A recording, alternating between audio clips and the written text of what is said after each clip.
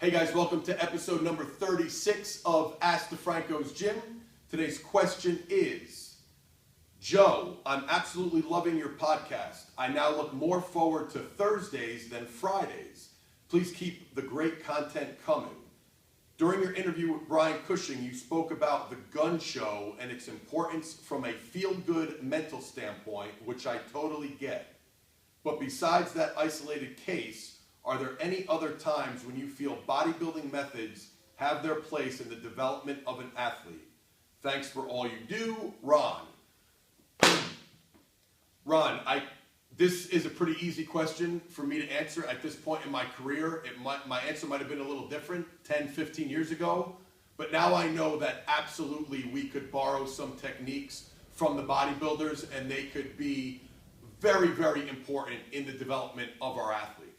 Now, this isn't saying we use bodybuilding splits as far as our program design is concerned. In other words, I'm not doing just chest on Monday and just hamstrings on Tuesday and back on Wednesday and just quads and calves on Thursday. We don't use that kind of single body part split and then just hammer one body part all day where you're sore for a week. I don't feel that has any place in the development of an athlete. And if you have been familiar with any of my programming, you'll see most of the time it's either upper and lower body splits or full body type programs. So in that respect, we train more like athletes. But I know without a doubt we could borrow from the bodybuilders. And there's a bunch of different examples I could give, but for the purpose of this video, the main point I want to get across, one of the main things that I've said on a more than one occasion is that we take our main lifts, our core lifts, a lot of times I'll call these my indicator lifts, and we'll train them like power lifters or Olympic weightlifters if you're into the Olympic weightlifting thing. And by that, what I mean is things like bench, squat, and deadlift in our program, we'll try to get stronger in those lifts. You know, we're trying to improve performance in those lifts by lifting more weight or incorporating methods like the dynamic effort method, where we're going to try to lift the weight faster to improve our athletes' rate of force development and improve their power output. So those main lifts, the core lifts, we're training for performance, like a power lifter or like an Olympic weightlifter. On the supplemental lifts, that's where I borrow most of the time from bodybuilders. And that's where we're doing things, I found myself more and more training with moderate to lighter loads, and never too light, but we'll say moderate loads on our accessory movements, but we're executing the exercises with perfect technique so we actually strengthen the muscle that's intended to be strengthened. The perfect example I always give is, say, a bent over dumbbell row. I can't tell you how many people go way too heavy on that exercise and they end up, doing a 2-inch movement or a 1-inch movement where they're not getting any development of the upper back whatsoever, which is, that's what kills a lot of athletes, because they're so overdeveloped up front and they got this poor posture, rounded over posture. Then the little work that they're doing for their back isn't getting any work. So that's why you have so many shoulder injuries and other issues. So we'll train, especially the postural muscles of the upper back is a great example.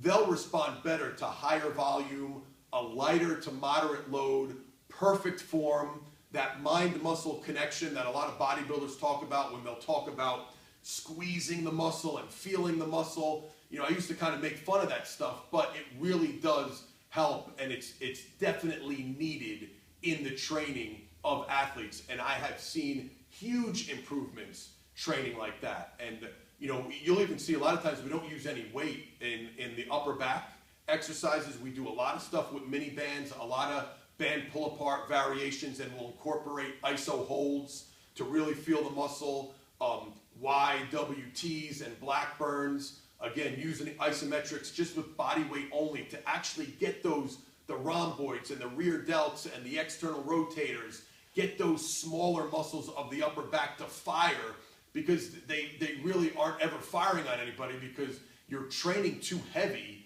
and those muscles never get worked. A lateral raise is another example. I see guys, with doing lateral raises with 50, 60, sometimes 70-pound dumbbells, and all they're doing is just dipping their upper body, having a convulsion, kind of dipping their upper body under some heavy dumbbells. Ask that same athlete to take two 15-pound dumbbells and hold their arms straight out to the side and hold it for 10 seconds, and they can't even do it. The medial delts are one of the weakest muscles on athletes I've ever seen. Everybody does lateral raises wrong. Everybody trains their rear delts wrong from what I've seen come to my gym. So you'll see a lot of times big, strong dudes handling 15 pounds or 17 and a half pounds on our lateral raise variations, because I know how important it is to get that muscle strong, but I know how neglected it's been because it's a bunch of dudes with an ego trying to go heavier on stupid exercise, on supplemental exercises that nobody gives a shit about how much you could lateral raise anyway. So take a page out of the Bodybuilders book. Don't be too proud. Train your assistance lifts more like a bodybuilder, not all the time, but give it a shot. Lighten the loads down, perfect form, incorporate things like iso holds and eccentrics, really feel the muscle, and I guarantee you, you will see a difference. Not only in putting some muscle on your body in the right places, but also from a health standpoint, you'll notice your joints will start feeling better as well. So don't be too proud. Steal, borrow from everybody. That's the way you develop a well-rounded athlete.